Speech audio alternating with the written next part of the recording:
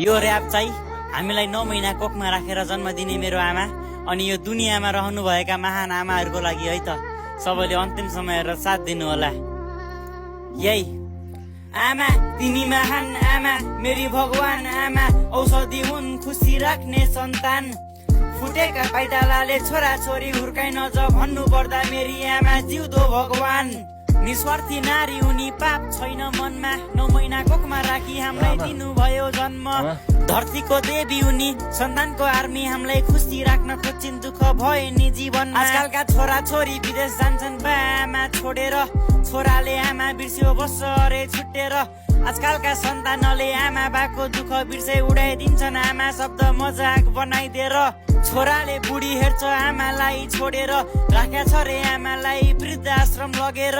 भोलि तै श्रीमतीले डिभोर्स दिएपछि बल्ल थाहा पाउनेछ आमाको महत्व के भनेर आमा त्यति महान आमा मेरी भगवान आमा औषधि हुन् खुसी राख्ने सन्तान फुटेका पाइतालाले छोरा छोरी हुर्काइ नज भन्नु पर्दा मेरी आमा जिउँदो भगवान। धन्यवाद सबैजनालाई।